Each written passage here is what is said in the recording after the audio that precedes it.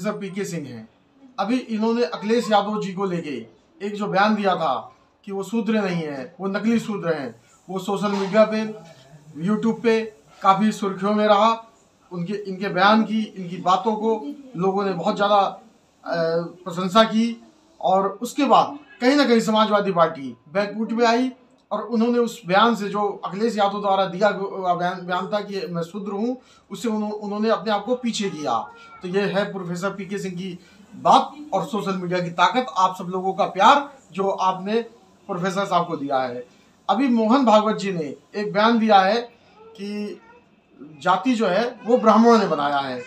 हम लोग उसी सिलसिले में आज दोबारा प्रोफेसर साहब से आप मिलने आए हैं, इनकी बात लेने आए हैं। तो प्रोफेसर साहब, आप ये बताइए, मोहन भागवत जी जो संघ के सुप्रीमो हैं, प्रमुख हैं, उन्होंने ऐसी भाषा बोला है कि जाति जो है वो ब्राह्मणों ने बनाया है, तो उसके बारे में क्या कहना है आपको? मोहन भागवत जी आज से 10 साल पहले समाज का एक सोच रखने वाली व्यक्ति लोग मानते थे, लेकिन मोहन भागवत जी इतना परिवर्तन करने लगे अपनी बातों में कि लोगों को लगा कि मोहन भागवत जी या तो सठिया गए हैं या हिंदू का बूढ़ा जो है अपनी बातों से इधर उधर का टीआरपी बढ़ाने लगते हैं, उसी काम में वो लग रहे हैं। इसलिए मोहन भागवत जी ऐसे बयान दे रहे हैं। अभी मोहन भागवत जी ने बयान दिया था कुछ दिन पहले कि मुसलमानों के बिना देश की ताकत नहीं बढ़ सकती, मुसलमान आवश्यक है। अरे जब देश में सारे, चाहे हिंदू रहे या मुसलमान रहे, सिख रहे, ईसाई रहे, राजभर रहे, यादव रहे, अहिर रहे, जाट रहे, जब सब रह रहे हैं तो उसमें उसके बिना ये छोटी बातें मोहन भागवत जी को अच्छा नहीं लगता। आइए जो करें, ब्राह्मण जाति बनाए हैं। अब ब्राह्मण जाति कहाँ बनाए? ब्राह्मणों ने बण बनाया था, काम के हिसाब से काम बढ़ता था। और 2666 जो जातियां बनी, या अब तो पता चल रहा है कि 3000 से भी ज़्यादा जातियां हैं। ये ब्राह्मण कहाँ किस काम में लगे? कौन से ये प्रजापति हो गए, कौन से कुम्हार हो गए कि गढ़ करके डाल दिए और ये जाति बना दी? ऐसी कोई बात नहीं है। ये उसे मनु स्मृति की बात जब है तो उन लोगों ने काम के हिसाब से, मनु स्मृति में भी उसका वर्णन है जिसका लोगों ने फूंक दिया या ताप दिया, लेकिन मनु स्मृति आज भी जिंदा है। सच्चाई, हम जातिवाद में नहीं जाना चाहते, न जातिवाद की बात करना चाहते हैं, लेकिन जातियां जरूरी हैं। आज लोग टीआरपी बढ़ाने के लिए जातिवाद की बात कर रहे हैं, चाहे आपके ये मोहन भागवत जी हों कि हमारी टीआरपी बढ़ जाए, जबकि मोहन भागवत जी हमेशा हिंदू मुस्लिम की बात करके सुर्खियों में रहे हैं। और लेकिन इस समय वो जातिवाद और ब्राह्मण ने बनाया। ब्राह्मण जाति का निर्माता नहीं रहा है, ब्राह्मण सृष्टि का निर्माता रहा है, संस्कृति का निर्माता रहा है। संस्कृति और सृष्टि को पूरे देश में फैलाने का, भारत में अच्छी जागृति पैदा हो, अच्छे लोग पैदा हो, ब्राह्मणों ने काम किया है। मैं बहुत दिन से एक मांग करता रहा हूँ। महाराणा प्रताप बहुत बहादुर थे, पूरे वर्ल्ड के इतिहास में महाराणा प्रताप जैसा कोई व्यक्ति नहीं था। जब हल्दी के राजा के लिए वहाँ अब्राहम लिंकन की माँ ने कहा, कहाँ जा रहे हो? तो मैं भारत जा रहा हूँ। तो जा रहे हो तो वहाँ हल्दी घाटी की भूमि की मिट्टी लाना, मैं देखना चाहती हूँ वहाँ का राजा कैसा है, जो प्रजा उनको चाहती है, वो प्रजा के सुखों के लिए रात दिन जंगल में भटकता है और लड़ाई लड़ता है, वो भारत की मिट्टी है। उसके लिए श्याम नारायण पांडे ने हल्दी घाटी जौहर लिखा।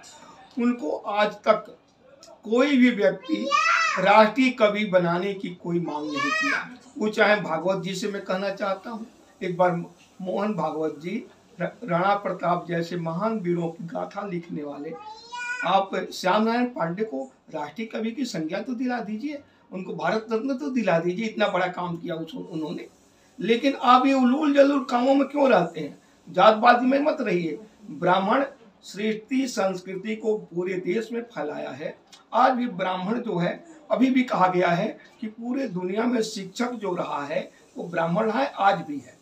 ब्राह्मण, जब गुरु द्रोणाचार्य से पूछा गया कि आप किसको ज्यादा मानते, तो उन्होंने कहा, नहीं, अर्जुन मेरे बेटे से भी ज्यादा प्रिय है। ऐसा व्यक्ति वो ब्राह्मण होता है।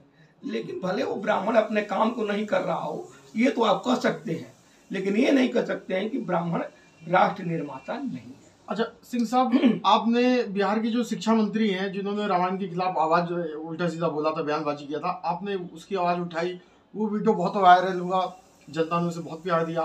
आपने अखिलेश यादव अपने आप को शूद्र बोलते हैं, आपने जब उनके लिए किया तो वो वीडियो बहुत वायरल हुआ। उसके बाद कहीं ना कहीं समाजवादी पार्टी बैकफुट पे आई और वो अपने आप को भगवान का भक्त दिखाने अखिलेश यादव कोशिश करने लगे। तो अखिलेश यादव के लिए एक छोटी सी अपील आप कहना चाहते हैं, क्योंकि कहीं ना कहीं आप भी समाजवादी चिंतन में रहे हैं, चंद्रशेखर जी के खास आप रहे हैं, तो अखिलेश यादव से कुछ 2 शब्दों में आप कहना चाहते हैं?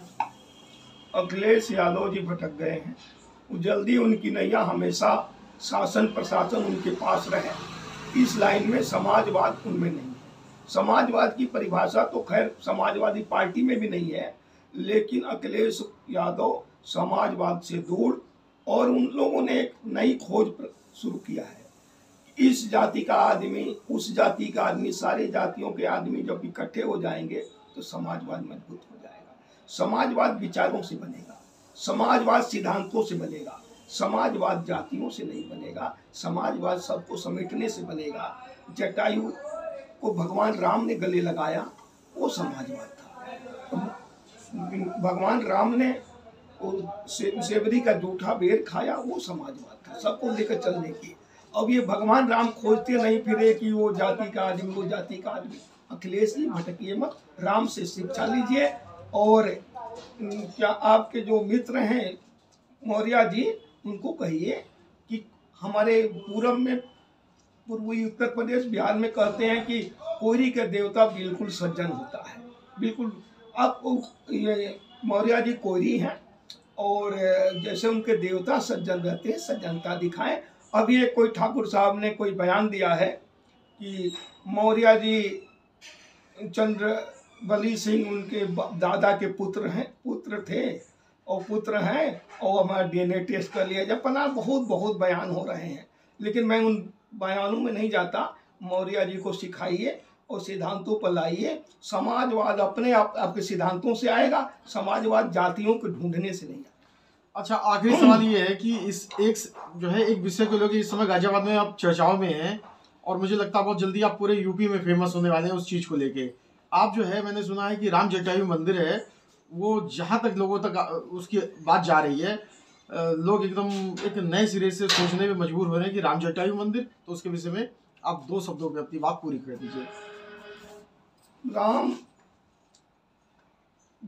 भगवान राम सीता की खोज में निकले तो पशु पक्षियों से पूछते रहे, हे खग हे मृग मधुकर श्रेणी, तुम देखी सीता मृग नहीं।